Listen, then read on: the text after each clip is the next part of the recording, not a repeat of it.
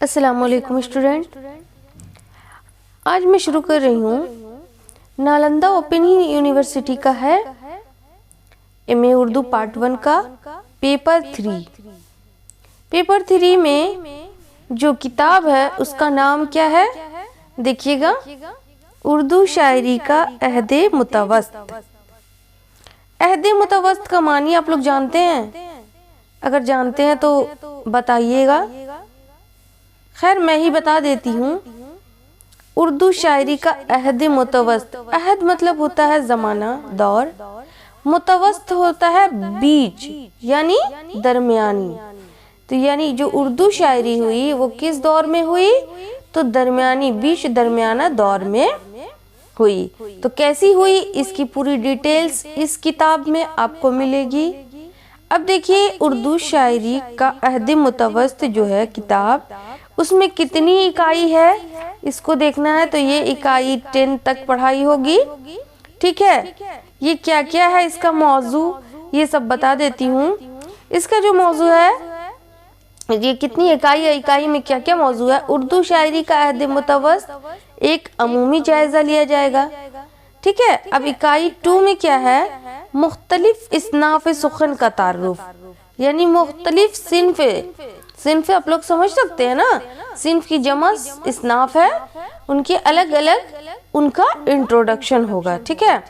اکائی 3 میں ہے غزلیات میر تقی میر، پڑھنے میں بہت مزہ آئے گا۔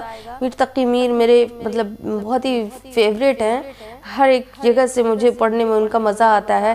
ان کا جو ایک قطعہ ہے جو وہ بہت اچھا لگتا ہے، کیا بودو باش پوچھو پورب کے ساکنو۔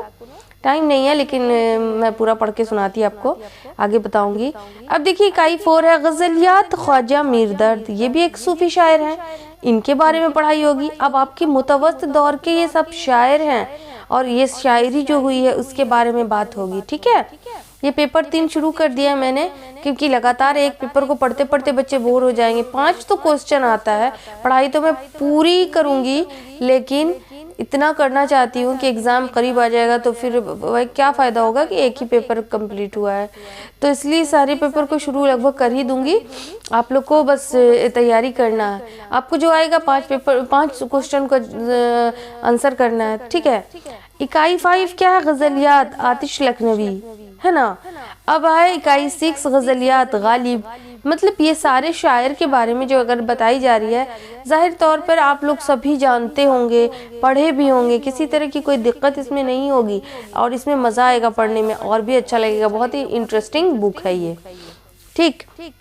اب آتی ہوں اکائی 7 قصیدہ گوئی مرزا سودا، مین جو بہت بڑے قصیدہ گو ہیں مرزا رفیع سودا، ٹھیک ہے۔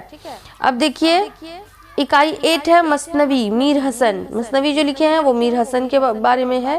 مرثیہ میر ببر علی انیس، یہاں پہ شارٹ میں میر انیس دیا ہوا ہے۔ اکائی جو 10 ہے نظم نگاری یعنی نذیر اکبر آبادی، تو ان سبھی کے بارے میں دیا ہوا ہے، ٹھیک ہے۔ اب جو ہے شروع کرتی ہوں، اردو شاعری کا جو عہد متوسط ہے اس کا اکائی 1 شروع ہوگا، یعنی چیپٹر 1۔ یہ ایک عمومی جائزہ ہے، اردو شاعری کا عہد متوسط ایک عمومی جائزہ ہے نا۔ اب وہی سبق کے خد و خال ہے، لیسن اسٹرکچر اس میں بھی دیا گیا ہے، بالکل یہ ٹوٹل کتاب میں لیسن کے اسٹرکچر کو آپ کو بتایا گیا ہے۔ اس میں کسی طرح کا کوئی گیس پیپر وغیرہ نہیں ہے، یہ بک کو پڑھ کے آپ کو کوسچن کو حل کرنا ہے، تو اس لیے اس میں ہر طرح سے اس طرح سے بتائی گئی ہے کہ خود بخود بچے سمجھ جائیں۔ اور سب سے بڑی بات ہے distance education need of nation ہے، آپ کو جو اس علم جو یعنی سیلف لرننگ مٹیریل ملتا ہے، کسی طرح کا آپ کو کوئی ٹیوٹر نہیں ہے نا، آپ کو بس اپنے سے پڑھنا ہے۔ اور آپ لوگ اتنے ایج کو ہو جاتے ہیں، یعنی پوسٹ گریجویٹ کے ایج کو ہو جاتے ہیں کہ آپ کو خود سے کرنا ہر حال میں ہے، لیکن ایک ڈائریکشن ایک ڈیلنگ کرنے والا کی ضرورت ہوتی ہے کرنے والوں کی، تو آپ کو اسی طور پہ میں آپ لوگوں کو تھوڑا بہت سمجھانے کی کوشش کرتی ہوں یوٹیوب کے مادھیم سے، اس کے ذریعے سے، تاکہ آپ لوگ کچھ ہمت کریں۔ میں پڑھانا بہت بڑی ٹیچر تو میں نہیں ہوں کہ آپ لوگ مجھ سے سیٹسفائیڈ ہو سکے، لیکن اتنا بتا سکتی ہوں کہ آپ لوگ مجھ سے یہ تو آپ لوگوں کو میں اگزامپل بنوں کہ میں نے کامیابی جب حاصل کر لی ہوں ایک گاؤں میں رہ کے، چھوٹے سے گاؤں میں خود سے سیلف اسٹڈی کر کے، تو آپ لوگ کیوں نہیں کر سکتے ہیں؟ ویسے بھی تعلیم جو ہے، تعلیم کے لیے ابھی کسی بھی اس میں آپ اگر ہمت اور محنت سے کام کریں گے تو کامیابی ہر حال میں ملنی ہے۔ کبھی کبھی دشواریاں بھی ہوتی ہیں اور بہت سارے الجھن بھی سامنے آتی ہیں، پھر بھی اگر جو اپنی کوشش میں ڈٹے رہے تو کامیاب ہوں گے ہی، ہے نا؟ ٹھیک ہے، شروع کرتی ہوں۔ اکائی 1 کا 1.1 مطالعہ کا مقصد۔ ٹھیک ہے، مطالعہ کا مقصد کیا ہے؟ ویسے تو ہر ادب ایک مستقل تخلیقی سلسلے کا جزو ہوتا ہے، اور ایک زمانے کی خصوصیات دوسرے زمانے میں نہ صرف منتقل ہوتی رہتی ہے بلکہ ان کی توسیع بھی ہوتی ہے۔ اس لیے ادب یا شاعری سے متعلق ادوار یا عہد کا تعین بے معنی معلوم ہوتا ہے۔ مطلب آپ لوگ سمجھ رہے ہیں، دور کا جمع ادوار ہے جو شاعری، اس لیے ادبی شاعری ہو، اس سے متعلق جو دور ہے وہ جو ہے اس زمانے کا بے معنی معلوم ہوتا ہے۔ تو معلوم بے معنی اس لیے ہوتا ہے، آگے دیکھیے گا مقصد کیا ہے۔ اس کے باوجود بعض نمایاں اور مجموعی خصوصیات کے حوالے سے اردو شاعری کو مختلف ادوار میں تقسیم کیا جاتا رہا ہے۔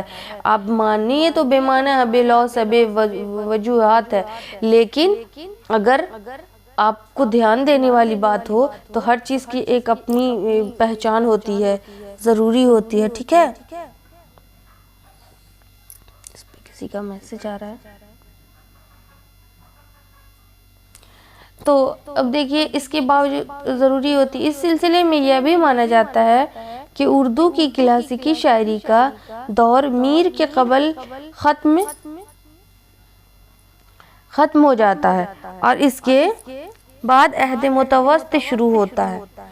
کب سے شروع ہوتا ہے اور کب ختم ہوتا ہے؟ یہاں پہ دیکھیے گا، اس سلسلے میں یہ بھی مانا جاتا ہے کہ اردو کی کلاسیکی شاعری کا دور میر کے قبل یعنی میر سے پہلے ہی ختم ہو جاتا ہے نا، اور اس کے بعد کیا ہوتا ہے تو عہد متوسط شروع ہوتا ہے، یعنی بیچ درمیانہ دور شروع ہو جاتا ہے۔ ٹھیک ہے، یہاں اسی نقطہ نظر کو درست مان کر اردو شاعری کے دور متوسط یعنی میر و سودا کے دور کا جائزہ لینا مقصود ہے۔ یعنی میر اور سودا کے بارے میں آپ کو پوری جانکاری اس بک کے ذریعے، اس کے دوارا آپ کو پوری جانکاری حاصل کرنا ہے۔ ٹھیک ہے، مطالعے کے دوران اس عہد کی مخصوص شعری روایتوں کے ساتھ ساتھ اہم شاعروں پر بھی سرسری نگاہ ڈالی جائے گی۔ یعنی مطالعہ کے دائرے اور خاص اہم شاعروں کی طرف بھی آپ کو نظر رکھنی ہے۔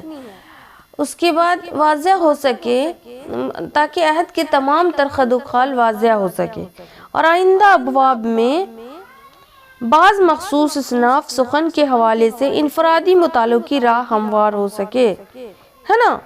اب دیکھیے موضوع کا تعارف کیا بتاتا ہے، 1.2 ہے، اردو شاعری کا عہد متوسط میر سودا اور میر حسن جیسے باکمال شعراء کا عہد ہے۔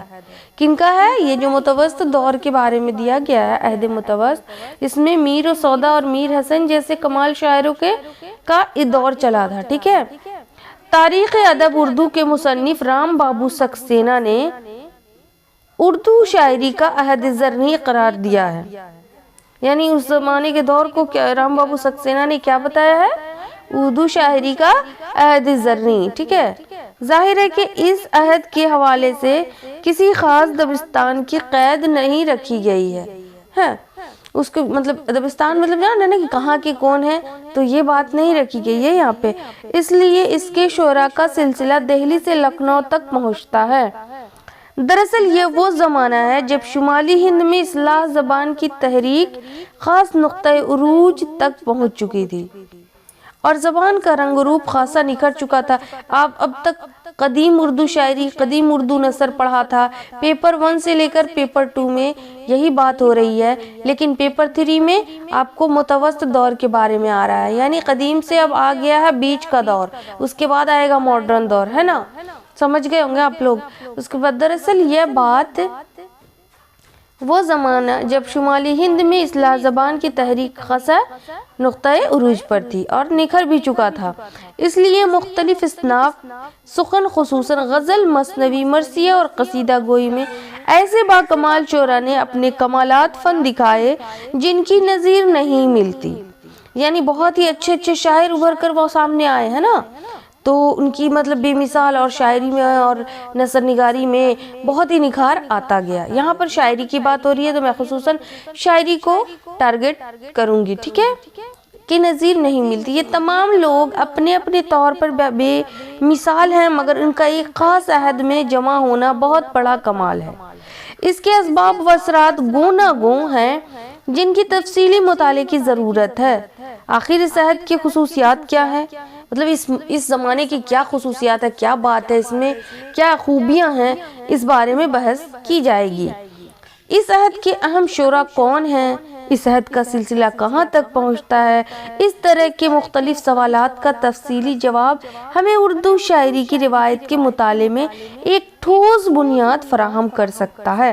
یعنی اس کتاب میں آپ پوری مطالعہ سے اپنی اس کی تہ تک پہنچ سکتے ہیں کہ یہ جو عہد متوسط دور ہے اس میں آخر ایسی کیا بات تھی اور کون سے شعراء اس دور میں ابھرے ہیں. ظاہر ہے اس دور میں بہت ہی اچھے اچھے شاعر بن کر ابھرے ہیں جن کا نام آپ لوگ فرسٹ پیج میں پڑھ ہی چکے ہیں.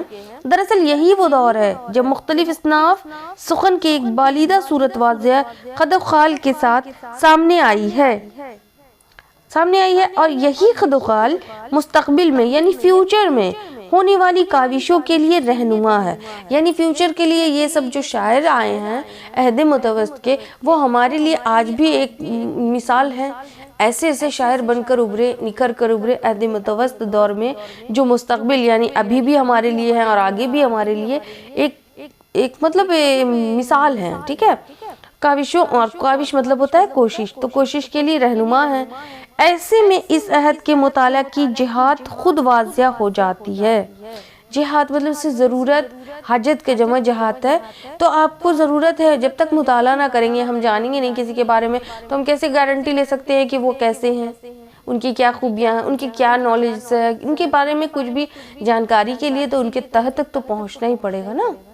اب دیکھیے اکائی 1.3 اردو شاعری کے عہد متوسط کی اہم خصوصیات. اب خصوصیات کے بارے میں بات آئی گئی ہے. دیکھیے گا، اردو شاعری کے عہد متوسط کا آغاز یعنی شروعات حاتم آبرو کے زمانے میں ہوتا ہے. یعنی جو شروع ہوتا ہے ان کا خاص نام یہاں پہ دیا ہوا ہے. دیکھیے گا اوپر میں ایک ایسے دائرہ بنا ہوا ہے، آپ دیکھ رہے ہوں گے. یہ جو شاعر ہے نا وہ اپنا تخلص دیتے ہیں. اکثر آپ لوگ شاعری میں دیکھتے ہوں گے، جانتے بھی ہوں گے کہ یہ جو شاعری کا آخری جو شعر ہوتا ہے جس کو مقطع کہتے ہیں، اسی میں شاعر اپنا تخلص بیان کرتا ہے. تخلص کسے کہتے ہیں؟ جس کا میں اپنا نام دیتا ہے اسے تخلص کہتے ہیں، ہے نا. جس بھی نام کو ایک تخلص بنا دیتا ہے، ٹائٹل دیتا ہے. مثلا میں بھی کچھ شاعری کرتی تھی تو میں بھی اپنے نام میں کبھی عطیہ کبھی ثروت تخلص کے روپ میں دیتی تھی. ٹھیک ہے، نے تاریخ ادب اردو میں اسے اردو شاعری کا عہد زریں قرار دیتے ہوئے لکھا ہے. کیا لکھا ہے؟ دیکھیے گا، یہ دور اردو شاعری کی سب سے بڑی ترقی کا دور ہے. کیا ہے؟ اردو شاعری. اب میں نے پہلے ہی بتا دیا کہ یہ اردو شاعری کے بارے میں اگر بولی جائے تو بہت ہی بہترین دور چل رہا تھا اس ٹائم، جو بہت سارے ایسے شعراء، کمال شعراء اس دور میں بن کر آئے تھے جو آج بھی وہ لوگ بے مثال ہیں، ہے نا.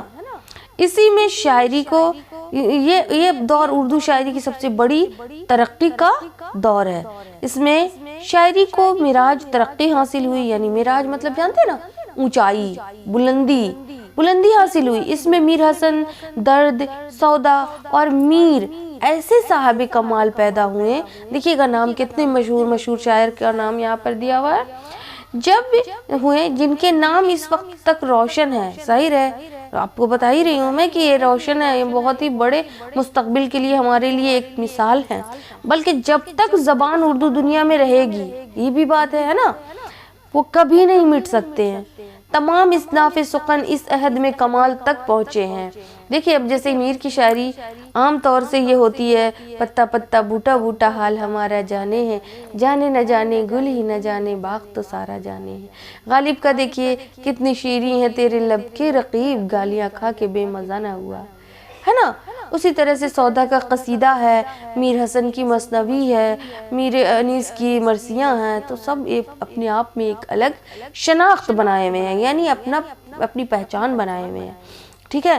اس کے بعد دیکھیے بلکہ جب تک اردو رہے گی تمام اصناف سخن اس عہد میں کمال تک پہنچے تھے۔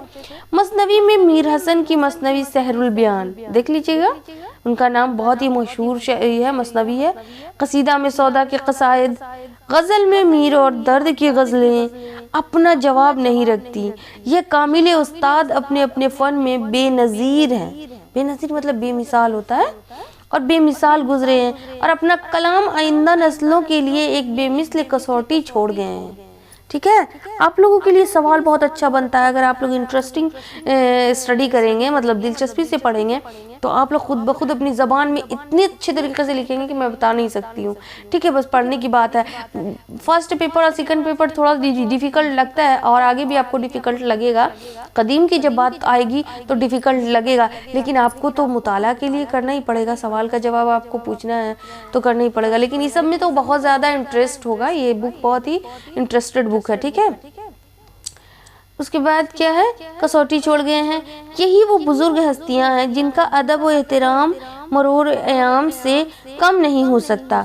تمام اساتذہ مابعد مثلاً ذوق، غالب، ناسق، آتش سب ان کا لوہا مانتے تھے۔ کون کون؟ مثلاً ذوق، غالب، ناسق، آتش، کن کے بارے میں؟ تو میر، سودا، درد اور میر حسن وغیرہ کے، وہ سب ان سے قبل ہیں۔ اس کے بعد آتے ہیں غالب، ناسق، آتش، ذوق، ہے نا۔ دھیرے دھیرے مطلب ان کا دور چلتا گیا اور آگے بڑھتا گیا، ٹھیک ہے۔ اور ان کی استادی اور قادر الکلامی کے دل سے قائل تھے۔ بہت سارے جو اتنے سارے جن کا میں نام لے رہی ہوں وہ سب ان کے شاگرد تھے اور وہ استاد تھے، سمجھ رہے ہیں نا۔ تو اس لیے اس طرح کے دور شروع ہو جاتے ہیں اور آخری تک چلتے آ رہے ہیں۔ یہ تفصیلی بیان زیر بحث دور شاعری کی اہمیت و افادیت کا احساس دلانے کے لیے کافی ہے، مگر مزید وضاحت کے لیے ایک اور رائے پیش کرتا ہوں۔ کیا پیش رائے کرتے ہیں؟ دیکھیے گا، مختصر تاریخ ادب اردو میں ڈاکٹر سید اعجاز حسین لکھتے ہیں، کیا لکھتے ہیں؟ دیکھیے گا، اس دور میں جو اس وقت زیر بحث ہے، یعنی بحث کا چھڑا ہے، جو اردو کی خاطر خواہ خدمت کی گئی ہے۔ اس سے پہلے اردو شاعری میں ایہام گوئی کا غلبہ ہو گیا تھا، جس کی جال میں شعراء ایسے پھنس گئے تھے کہ دوسرے میدان میں قدم اٹھانا دشوار ہو گیا تھا، یعنی مشکل ہو گیا تھا۔ مگر اس کو آپ اعجاز کہیے یا اردو کی طبیعت کی نفاست سے تعبیر کیجیے کہ کوئی بدنما دھبا اپنے دامن پر زیادہ دنوں تک نہیں دیکھ سکتی، ایہام گوئی بھی زیادہ دنوں تک نہیں اپنا تلسم قائم نہ رکھ سکی۔ تلسم مطلب جادو ہوتا ہے، سحر ہوتا ہے نا، تو اپنا سحر نہیں چلا سکی، سمجھیے۔ اس کے بعد دیکھیے، لوگوں کو احساس ہوا اور اصلاح پر کمر بستہ رہے۔ حاتم اور مظہر دونوں بہترین مسلح تھے، یعنی صلاح مشورہ صحیح کرنے والے کو مسلح کہتے ہیں، اصلاح۔ حاتم نے ثقیل الفاظ اور ایوب قافیہ کو رفع کرنے میں کوئی دقیقہ نہیں اٹھا رکھا۔ شاہ مبارک آبرو وغیرہ کے رنگ میں جو دیوان لکھا تھا اسے منتخب کر کے دیوان زادہ تیار کیا۔ شاہ مبارک آبرو کے یہاں سین اور صاد کے قوافی بھی رائج تھے، ہے نا۔ قوافی مطلب کیا کہتے ہیں نا، قافیہ اور قوافی، کچھ جو ہے آپ کا قواعد سے ریلیٹڈ بات بتائی گئی ہے۔ شعر و شاعری میں بہت زیادہ ہوتا ہے۔ ایک بات اور بتاتی ہوں کہ شعر کی تختی کرنا، شعر کے بحر رمل، اور یہ کرنے کے لیے ایک بہت ہی اچھے یوٹیوب پر آپ کو ملیں گے، نگاہ مظفر پور جن کا چینل ہے، وہ امار چشتی سر ہے، میں نے ان سے ابھی بھی پڑھتی ہوں، میں ان کا وہ بہت اچھا یوٹیوب پہ پڑھاتے ہیں۔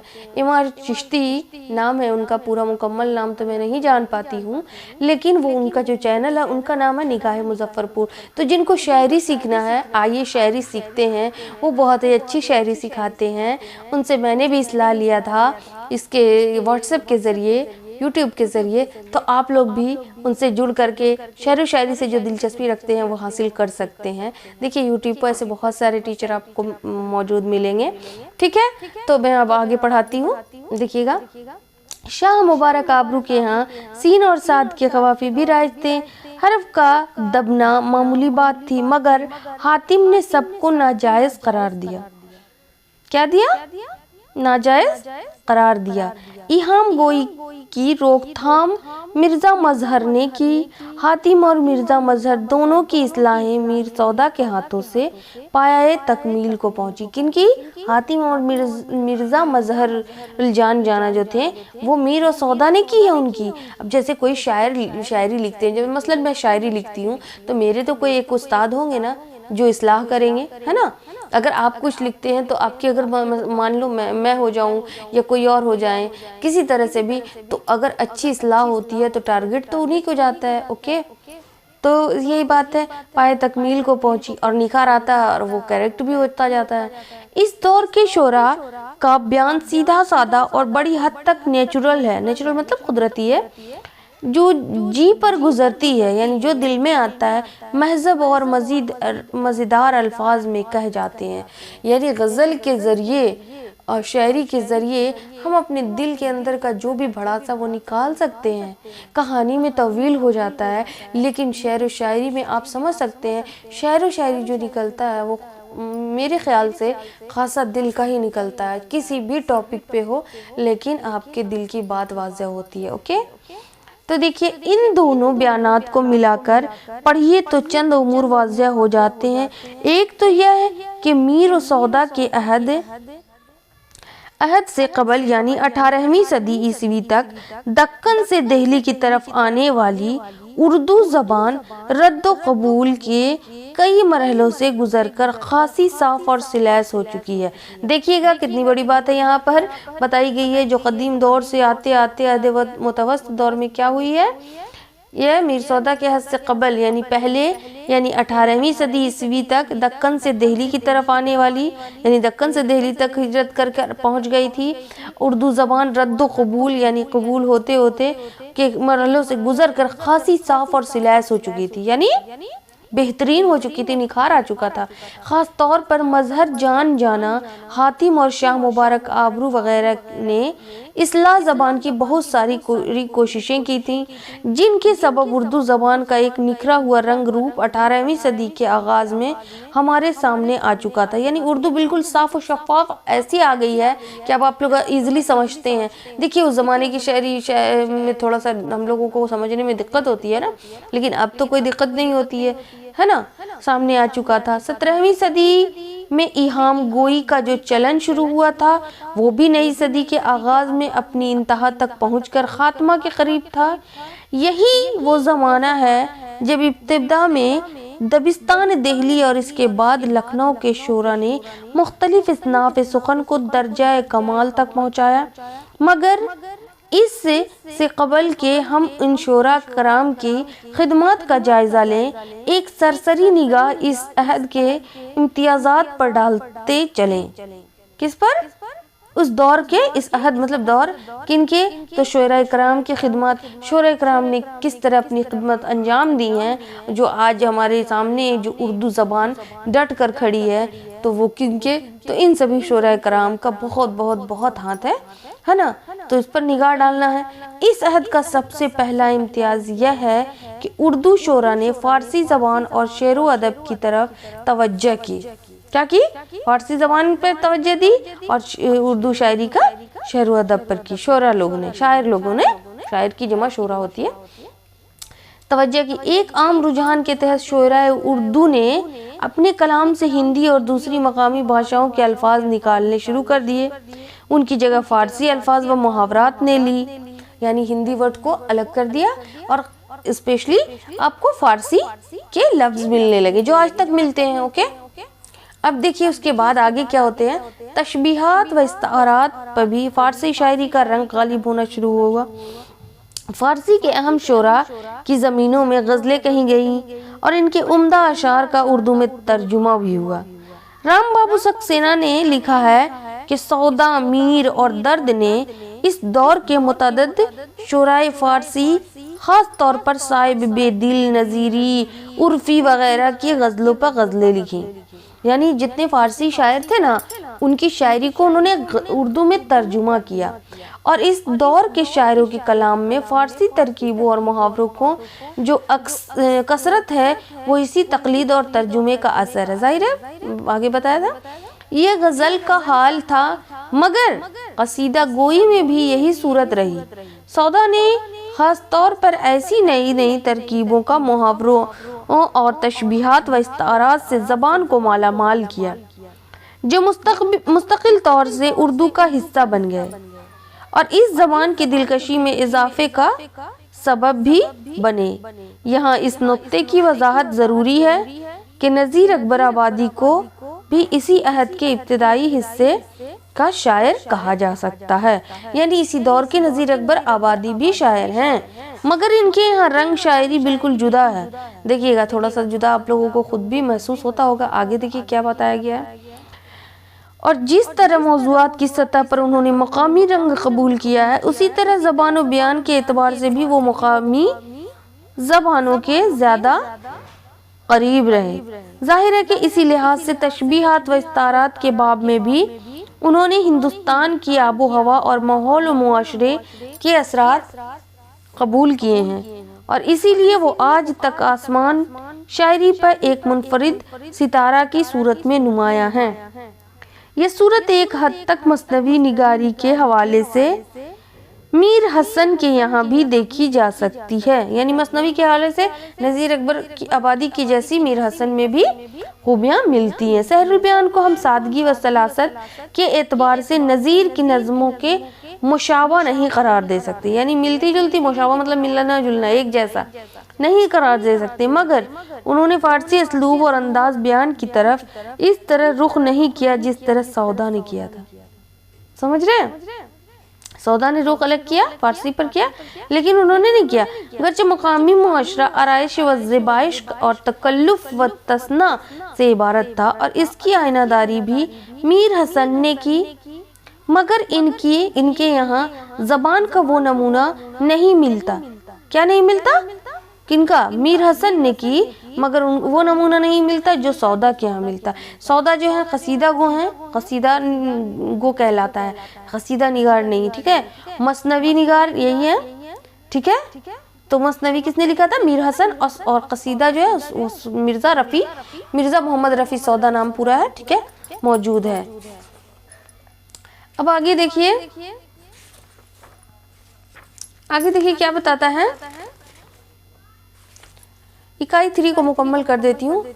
ٹھیک ہے، اردو شاعری کے دور متوسط کا دوسرا امتیاز رام بابو سکسینہ کے خیال میں یہ ہے کہ الفاظ کی تذکیر و تانیث طے کرنے کے سلسلے میں ایک ٹھوس پیش رفت ہوئی.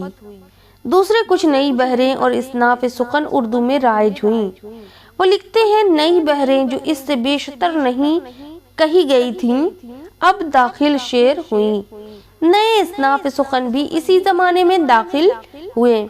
مثلا میر صاحب نے واسوخت مثلث مربع کی ایجاد کی.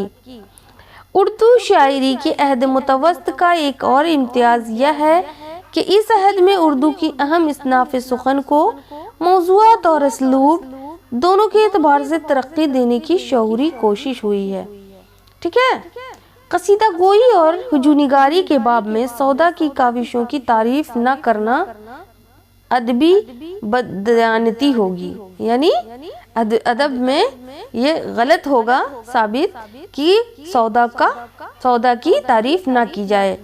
گرچہ اس صنف سخن کے فارم اور عناصر ترکیبی کا تعین تو پہلے ہی ہو چکا تھا، مگر سودا نے تشبیب میں جس طرح مضامین میں تنوع پیدا کیا، گریز میں جامعیت کو راہ دی اور ہجونگاری کو ذاتی پہلوؤں سے آگے لے جا کر اپنے معاشرے کی ناہمواری کا آئینہ بنایا، اس کے سبب قصیدہ گو کے صنف نئی بلندیوں سے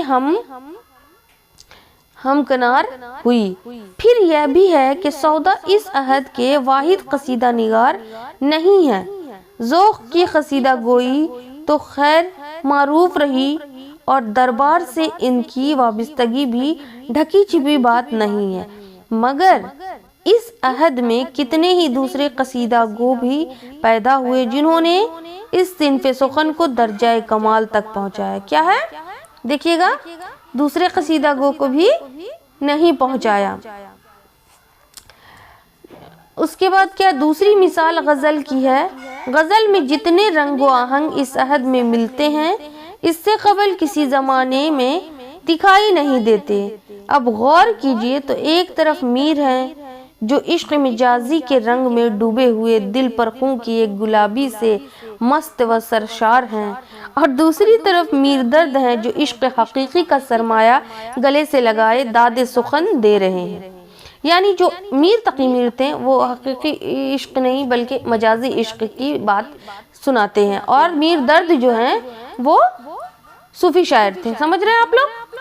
وہ میر کی طرح دہلی کو کبھی اپنا محبوب قرار نہیں دیتے، مگر دہلی سے محبت اور صبر و قناعت کا یہ عالم ہے کہ دہلی کی انتہائی تباہی و بربادی کے باوجود وہاں سے ہجرت کرنا پسند نہیں کرتے۔ غزل گوئی کی ایک اور جہت آتش کے یہاں دکھائی دیتی ہے تو دوسری عہد متوسط کے آخری شاعر غالب کے یہاں، اور پھر یہی بھی سوال ہے کہ میر حسن جیسے مثنوی نگار ہوں یا سودا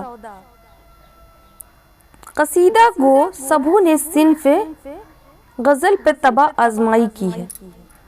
سب کے الگ الگ شیڈز ہیں، جدا جدا رنگ ہے۔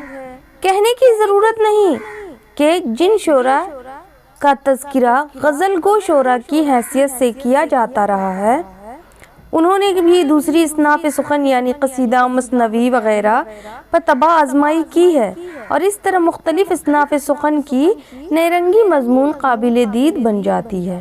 یعنی غزل کے علاوہ قصیدہ، مثنوی وغیرہ بھی انہوں نے لکھا ہے، لیکن کسی ایک کا زیادہ ایک مقام بن جاتا ہے۔ یہاں اردو شاعری کے ایک اہم دبستان لکھنؤ کا تذکرہ ناگزیر محسوس ہوتا ہے۔ دہلی پر بار بار حملوں کے سبب جو تباہی و بربادی ہوئی اس نے بیشتر شعراء کو ترک وطن پر مجبور کر دیا، یعنی وطن کو چھوڑنے پر، ترک مطلب چھوڑنا۔ انہوں نے کیونکہ دہلی میں جو تباہی و بدحالی ہوئی تھی، دہلی بہت بار اجڑا ہے نا، تو اس کا اثر جو ہے گہرا اثر شاعروں پر پڑا ہے۔ میر، سودا، میر حسن، سوز اور دوسرے باکمال دہلی سے لکھنؤ آئے تو یہاں کے سخنوروں نے ہاتھوں ہاتھ لیا۔ لکھنؤ میں شعر و ادب کی ایک بھری پڑی دنیا پہلے سے موجود تھی، اس کی رونق میں مزید اضافہ ہوا۔ مختلف اصناف شاعری کی ترقی میں، صنف کی جمع اصناف ہوتی ہے، شاعروں کی ترقی میں اس دبستان کا بھی ہاتھ رہا ہے۔ خاص طور پر صنف مرثیہ گوئی کو میر انیس اور ان کے خانوادے نے بے مثال بلندی عطا کی۔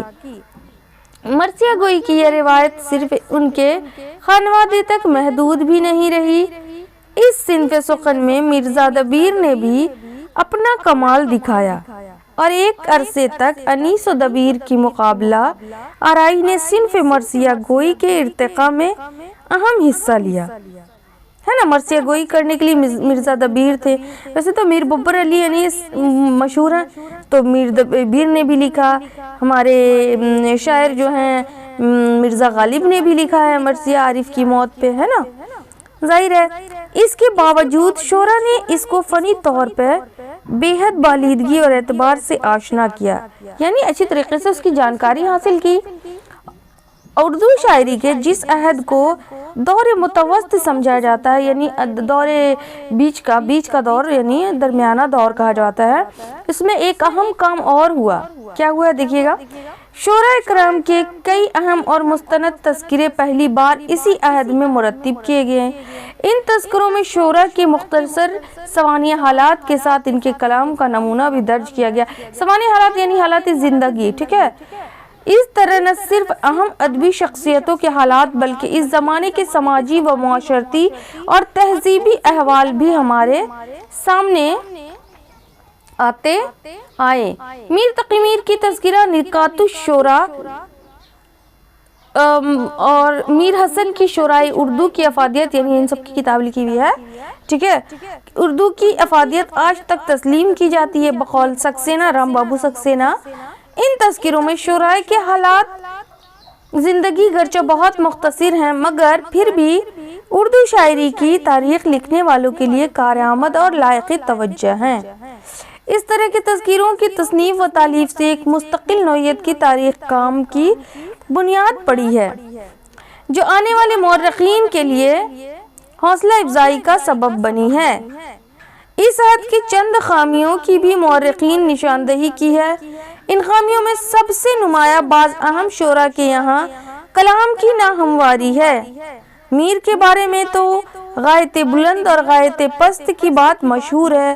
سودا پہ بھی یہ الزام لگایا جاتا رہا ہے کہ ان کے بعض اشعار فکری یا فنی اعتبار سے کمزور اور پست ہیں، اور یہ الزامات غلط بھی نہیں ہیں۔ ظاہر ہے کہ جب کثرت سے اشعار کہے گئے تو اس طرح کی صورت پیدا ہونی لازمی تھی۔ ویسے بھی تمام شاعروں کے تمام اشعار یکساں نہیں ہو سکتے۔ خود ایک ہی شاعر مختلف اوقات میں الگ الگ معیار کے اشعار کہتا ہے۔ بہرحال اس سے شاعری کے سرمایہ میں اضافہ ہوتا ہی ہے، اچھے اور برے اشعار کی پہچان بھی سامنے آتی ہے۔ جب شاعری پر زیادہ توجہ دی جاتی ہے اور مشق سخن کے لیے کافی وقت میسر ہوتا ہے تب مشکل بحروں اور سخت ردیفوں کی طرف بھی خیال آتا ہے۔ قافیہ ردیف معلوم ہوگا نا آپ لوگوں کو، اور بحر کے بارے میں بھی، کیونکہ بنا بحر کے غزل مکمل نہیں ہوتا ہے۔ اوکے، کبھی کبھی دوہرے قافیوں کا بھی استعمال کیا جاتا ہے۔ میرے چینل پہ قافیہ ردیف کے بارے میں بتایا گیا ہے، شارٹ ویڈیو آپ لوگ دیکھ لیں گے، اور بحر کے بارے میں بھی اب مکمل جانکاری آپ لوگوں تک فراہم کراؤں گی انشاءاللہ۔ اس سے شعر و ادب کا تھوڑا بہت بھلا ہوتا ہے مگر شاعری کی لفظی بازیگری اور بے جا صناعی کا نمونہ بن جانے کا امکان بھی پیدا ہو جاتا ہے۔ یہاں پر یہ نقطہ بھی قابل ذکر ہے کہ جو نئی اصناف سخن اس دور میں مروج ہوئی ان کا بہت زیادہ فروغ خود ہی اس عہد میں نہیں ہو سکا، یعنی ڈیولپ، فروغ مطلب ترقی، ڈیولپ۔ البتہ بعد میں اس طرف توجہ دی گئی اور کچھ شعراء نے تباہ آزمائی کی۔ واسوخت کی مثال سامنے کی ہے جس کا فروغ دبستان دہلی میں بہت کم ہوا، ٹھیک ہے۔ یہاں اردو شاعری کی ایک ایسی صنف کا تذکرہ ناگزیر محسوس ہوتا ہے جو گرچہ عہد متوسط کے ساتھ مخصوص نہیں مگر ایک خاص عہد اور معاشرے میں اس کے فروغ کا کام زیادہ ہوا ہے۔ کس کے فروغ کا کام ہوا ہے؟ اردو شاعری کے، ہے نا۔ میری مراد ریختہ سے ہے۔ تو ریختہ کیا ہے دیکھیے گا، یہ کہنا مشکل ہے کہ اس کی ابتدا ریختہ کے مقابلے میں ہوئی، چونکہ بعض لوگ وقوع نگاری کو اس کی ابتدائی شکل مانتے ہیں جس میں عاشقی و معشوق کے درمیان ہونے والی گفتگو کو شاعری کا جامہ پہنایا جاتا تھا، یعنی شاعر و شاعری میں عشق و عاشقی کا لباس پہنا کر جو پیش کیا جاتا تھا وہ ریختہ، ٹھیک ہے۔ رام بابو سکسینہ نے لکھا ہے کہ ولی کے ہم اثر ایک دکنی شاعر خاکی کے یہاں بھی عورتوں کی جانب سے اظہار عشق کے نمونے ملتے ہیں مگر اس میں فحش و ابتذال نہیں ہوتا اور زبان پر بھی بھاشا کا اثر ہے۔ بہرحال انہوں نے بھی یہ تسلیم کیا ہے کہ اپنی موجودہ شکل میں ریختہ ایک جدید صنف شاعری ہے، اور ریختہ سے مراد ایسی غزل یا ایسی غزل کے ایسے اشعار ہیں جن میں عورتوں کے جذبات و خیالات انہی کے زبان اور محاورات میں پیش ہوتے ہیں۔ اردو میں صنف سخن کے موجود سعادت یار خان رنگین سمجھے جاتے ہیں۔ اسے دبستانی لکھنؤ میں مقبولیت ملی ہے چونکہ وہاں معاشرے پر نسوانی مزاج حاوی ہے، یعنی نسوانی مطلب عورتوں کے جذبات سے منسلک کوئی بھی غزل یاد ہو اسے نسوانی کہتے ہیں۔ ایک نقطہ نظریہ بھی رہا ہے کہ اردو میں اس صنف سخن کا رواج ہندی کے اثرات سے ہوا ہے، یعنی اس کا جو مزاج ہے اور اس کے غزل کا جو اصناف ہے، صنف ہے، وہ ہندی سے بھی ہوا ہے، چونکہ ہندی شاعری میں عورت کی جانب سے اظہار عشق کی روایت بہت پرانی ہے مگر اس سلسلے میں غالب کا خیال ہے کہ دبستان لکھنؤ میں فحاشی اور اریانی، حسن پرستی، طوائف بازی، عیاشی اور مرد پرستی کا جو بازار گرم تھا، اس نے اس روایت کو آگے بڑھانے میں اہم کردار ادا کیا ہے۔ بہرحال یہ سین فسوقاً ایک خاص عہد ہے، معاشرے اور مزاج کی پیداوار تھی، اس لیے وہ دور ختم ہوتے ہی اس کا وجود بھی تاریخ کا ایک حصہ بن کر رہ گیا۔ ٹھیک ہے، مطلب کہ جو دور لکھنؤ میں جو چلا، کیا بولتے ہیں وہ جو زمانہ تھا، جو امراء جان ادا کے بارے میں جس طرح کی لکھی گئی ہے بات، میں آپ کو شارٹ فارم میں بتا رہی ہوں، تو اس دور کو جب جیسے ختم ہوا تو دھیرے دھیرے یہ بھی ختم ہوتا چلا گیا۔ اردو شاعری کے عہد متوسط کا یہ سرسری جائزہ ختم کرنے کے بعد اس عہد کے چند اہم شعراء کا تعارف کرانا ضروری ہے، تاکہ اس عہد کی شعری روایات اور ادبی خدمات کا ایک واضح اندازہ ہو سکے۔ یعنی ساری معلومات آپ کو کرانا ضروری ہے۔ اب آگے جو پڑھائی ہوگی 1.4 وہ عہد متوسط کے چند اہم شعراء کی ہوگی، غزل، قصیدہ وغیرہ سے آپ کو روشناس کرایا جائے گا۔ ٹھیک ہے، مثنوی اور مرثیہ سبھی کے بارے میں مکمل جانکاری حاصل ہوگی۔ ٹھیک ہے، تو پھر ملاقات ہوگی نیکسٹ ویڈیو میں۔ اللہ حافظ۔